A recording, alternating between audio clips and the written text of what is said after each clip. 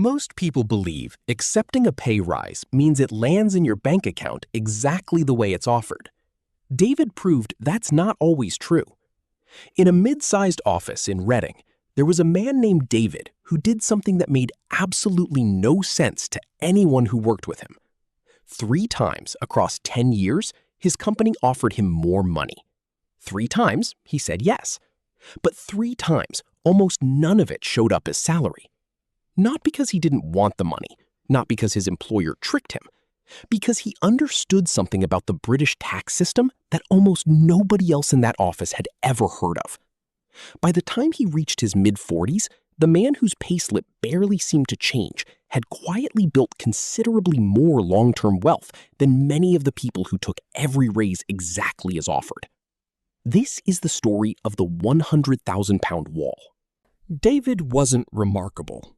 He'd tell you that himself. He studied engineering at a university nobody name drops, joined a mid-sized manufacturing firm outside Reading at 23, and did the thing everyone does.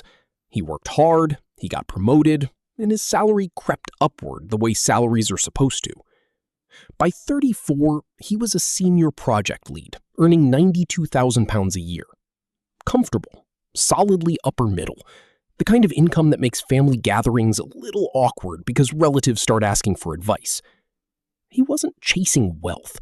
He was chasing something quieter. Control. He read. Not investment blogs, not get-rich accounts. He read HMRC guidance documents. For fun. His wife Priya used to joke that he was the only man she knew who found tax legislation relaxing. That habit is the entire reason this story exists. The first pay rise came when David was 36.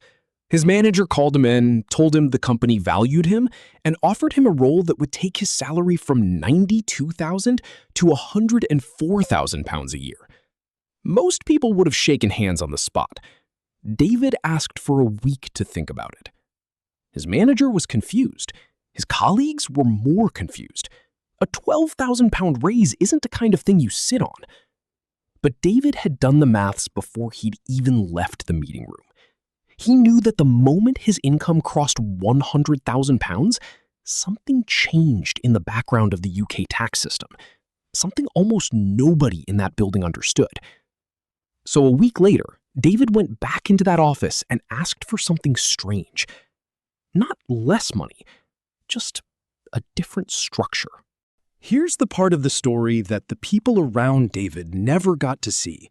The part happening entirely inside his head and on paper, late at night at his kitchen table. Everyone in the UK gets something called a personal allowance. It's £12,570 you're allowed to earn completely tax-free every single year before any income tax touches it at all. But there's a catch that almost never makes the news. Once your income passes £100,000, the government starts quietly taking that allowance away. For every £2 you earn above the threshold, you lose £1 of your tax-free allowance. Keep earning, and by the time you reach £125,140, the entire allowance is gone. Not reduced, gone. Every pound of personal allowance you lose means another pound of your income becomes taxable at the higher rate. Combined with the normal higher rate tax, this creates an effective marginal tax rate of around 60% for many people earning between £100,000 and £125,140. Some accountants call it the 60% trap. Others quietly call it the stealth tax nobody in government wants to explain on the evening news.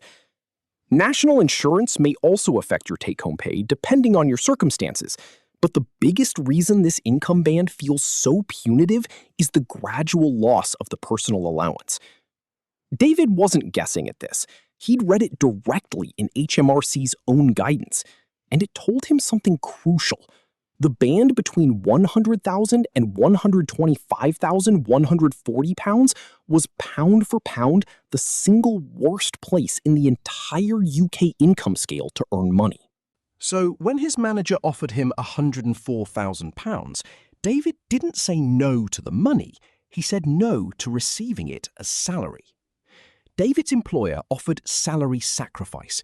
Instead of receiving the extra money as salary, part of it went directly into his pension before income tax was calculated. That reduced his taxable pay and helped keep his adjusted net income below the £100,000 threshold. His allowance stayed fully intact.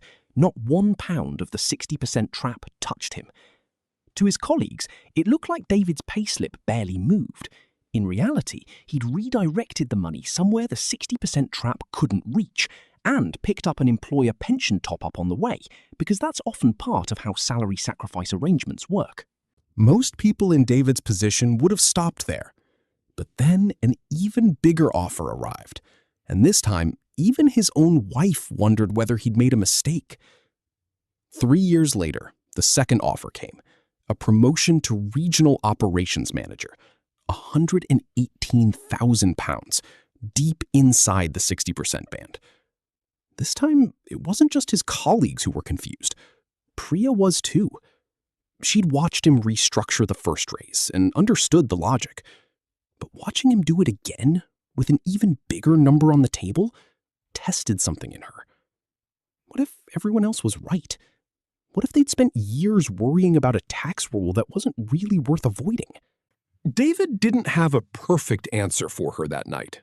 What he had was a spreadsheet. He showed her line by line that taking the full $118,000 as salary would push roughly £18,000 into the trap zone, and that £18,000 would hand back almost 60% of itself in tax and lost allowance. Instead, he negotiated again. A base salary just under the £100,000 line, with the difference split between an increased pension contribution and a genuine performance bonus paid the following tax year, when his income would sit in a cleaner band. It wasn't refusal, it was routing. The third offer came when David was 43, a director-level role, £135,000, a salary that, on paper, cleared the entire trap zone and landed above it. This time, something had changed. David said yes to the title, but he still restructured the number, this time using carry-forward pension allowances he'd been quietly building for years, a rule that lets you use unused pension contribution room from the 3 previous tax years, all at once. He put a lump sum into his pension that year that would have looked reckless to anyone who didn't understand what it was actually doing. It brought his taxable income down, avoided the trap zone one final time, and because pension contributions can attract tax relief, a significant portion of money that might otherwise have gone to HMRC instead remained invested for his future. Here is the number that made David's story worth telling. Over those 10 years, colleagues who took every raise exactly as offered, in cash, saw a meaningful share of each increase disappear into the 60% band.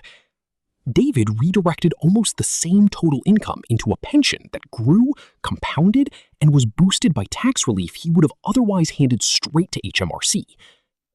By 45, David's pension was worth substantially more than those of colleagues earning a similar or even higher headline salary, not because he earned more, because he kept more of what he was already owed. David's story sounds like a quirky office anecdote. It isn't. It's a description of a tax band that, as of the current tax year, affects well over 1 million taxpayers in the UK, and that number continues to grow as frozen tax thresholds pull more higher earners into the band over time. If your income sits anywhere close to £100,000, this isn't trivia. A bonus, a bit of overtime, a small raise, any of it can push you into a band where the next pound you earn is worth less than half of what you think it's worth.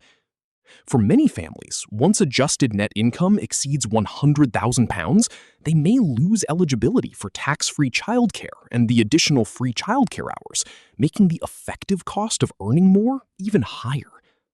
The way out isn't refusing money, it's understanding where the wall is and choosing, deliberately, whether your next pound lands in front of it or behind it. David is 45 now.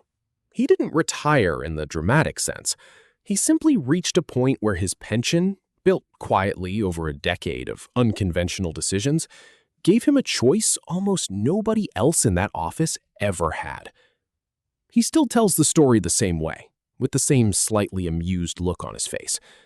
People used to think he was turning down money. He wasn't. He was just the only person in the room who'd bothered to read the fine print. If there's one thing worth taking from David's story, it's this. The biggest financial decisions aren't always about earning more.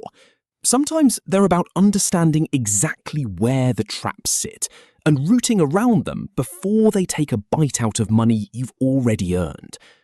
If you're anywhere near that £100,000 line yourself, it might be worth checking with a financial advisor or your pension provider whether some of this applies to you. Of course, everyone's financial situation is different. Tax rules change, and strategies like salary sacrifice or pension contributions won't be right for everyone. If you're close to this income level, it's worth speaking with a qualified financial advisor or checking the latest HMRC guidance before making any decisions. If you want more stories like this, ordinary people who quietly understood something the rest of us didn't, subscribe to Nexo Finance, and I'll see you in the next one.